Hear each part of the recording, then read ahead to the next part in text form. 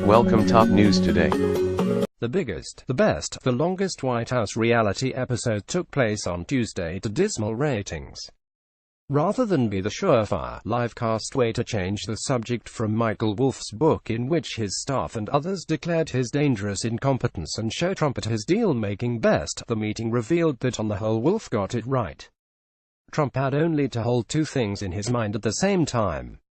DACA, yes, the wall he chanted about at every campaign rally, yes. And oh, don't be wooed by Democrats. Do not flirt, as he did with Chuck and Nancy over Chinese food. Do not believe they like you. Do not give in to the thrill of the deal. Democrats are the enemy. But he couldn't do that, and his failure happened in real time for everyone to witness.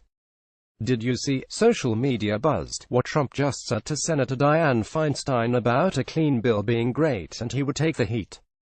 Can you believe it? No one could, least of all his advisers who thought they were having a much-needed do-over after the major pushback on Sunday failed.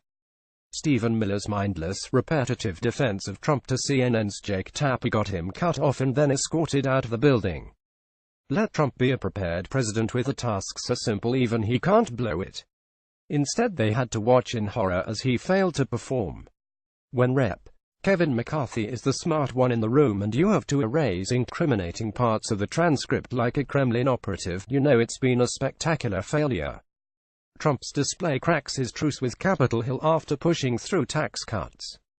House conservatives in the Freedom Caucus feel as warmly about Trump's bill of love as they did about the Summer of Love. The limited openness to agree to a non-monolithic wall, more fencing and high-tech surveillance, and less money for an actual wall is dead in light of Trump's televised squishiness. They've told the new Clean Up the Mess gang of 4 congressional leaders convening in emergency session today that it's $18 billion in concrete to bust. What the White House actually accomplished Tuesday is the opposite of what it set out to do: set the bar low and show a president carrying out presidential tasks competently. If this had been Trump at the first tee, he'd have shanked it 50 yards into the woods. Into the bargain, the White House staff took more mulligans than Clinton ever did. Aside from giving in to his Democratic captors, all the king's men couldn't keep him from going off-script to long nostalgically for the olden days of Jack Abramoff memorial earmarks. Trump inadvertently demonstrated what Wolff, convinced of his own superiority, could not do in round-the-clock interviews with friendly anchors that, despite Wolff himself being above the rigor and rules of mere journalists, on the larger truth he is right.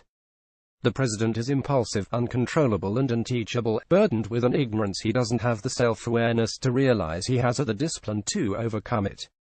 Rather than show HES like really smart and went to the best colleges for college, Trump showed that the job reduced to its simplest level is beyond his grasp, leaving his advisers sickened like parents watching their well-coached child put a square peg in a round hole at a preschool admissions interview.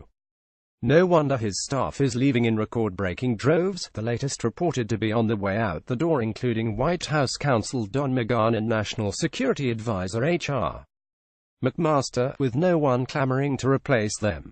The made-for-TV after-school special made an indelible impression on them and viewers, that Trump at his very best may never be better than most of us at our very worst.